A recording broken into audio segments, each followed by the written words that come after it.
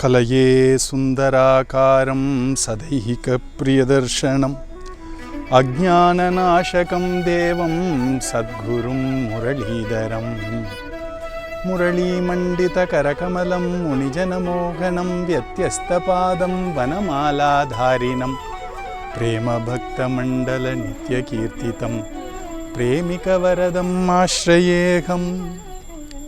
Sadguru Maharaj ki jai. Radhe Radhe. We are all gathered virtually to celebrate our Master by celebrating his wonderful works, Madhura Gita. If we look upon ourselves as a disciple or devotee of a Mahatma, how do we celebrate that Mahatma? Can we understand the depth of his sweetness or depth of his greatness? One can merely scratch the surface of this vast ocean of sweetness and greatness which is an Avatara Purusha. And it is absolutely true with our Guru Maharaj also, isn't it? So what we can really do to celebrate our Master is to celebrate his lovely works which he has gifted to us. What are these works? These are the writings and these are the wonderful Sri Madhura Geetam blessed by our Swamiji. And what is this Sri Madhura Geetam? For the world, these are compositions of a divine poet. Yeah. For a casual devotee who is new to satsang, these are divine outpourings of a great master. What about us? What about us who are his disciples, who are his children? You know what Madhura Geetam is for us? It is inseparable from our master. His voice is no different from him. The amount of reverence, the amount of love, the amount of awe we have for our master, the same amount of love, the same amount of respect, the same amount of awe we have for Sri Madhura Geetam. That's what Madhura Geetam is for all of us. And generally, just like how we celebrate a Mahatma or an Avatar or Bhagavan or a Guru, we can celebrate Madhura Geetam.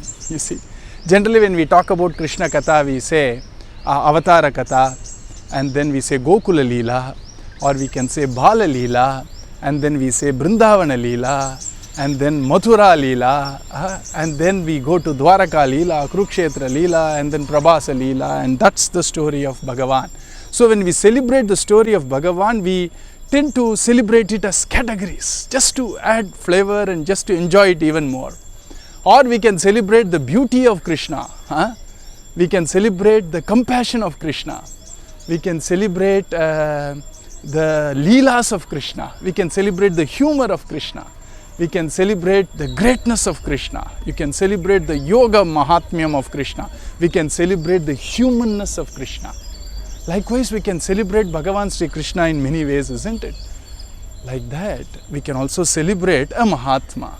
Chaitanya Mahaprabhu's Sishyas, they celebrated Mahatma, their Guru Maharaj, our Mahaprabhu's divine life in 3 stages. They called it as Adi Leela, Madhya Leela and Antya Leela.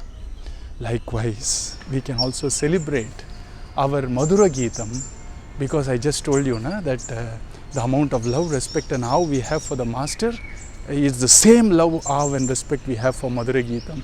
Just like how we celebrate our master or Bhagavan, our Thakurji, we can celebrate Madhura Geetam. And there is one way to categorize Madhura Geetam. We can categorize Madhura Geetam in many ways to enjoy it, iota after iota or atom after atom of our Madhura Geetam. And I'm going to just try to propose one way of looking at this wonderful universe of Madhura Geetam, around 800 songs. We can categorize it as the songs addressed to whom? Madhura Geetams are always addressed to somebody or something. Our Guru Maharaj addresses Madhura Geetam variously, and of course most famously Madhura Geetams are addressed to Bhagavan himself. Some Madhura Geetams are addressed to our Madhuri Sakhi, our Radha Devi, Srimati Radha Devi. Some Madhura Geetams are addressed to the world. Some Madhura Geetams are addressed to other deities. Some Madhura Geetams are addressed to the divine name. And some Madhura Geetams are addressed to the mind. That's how we can see the different ways in which Madhura Geetams can be categorized. It's just one way. Okay. And even when our Guru Maharaj addresses these Madhura Geetams to Bhagavan, it is addressed out of love, obviously, prema or bhava. And it is Madhura Geetam to us, as we already seen in the earlier discussions we had as a family. We respect Madhura Geetam as an avataram. It is a divine descent from the heart of our beloved Guru Maharaj, laden with love, immersed in this tremendous state of divinity, consciousness.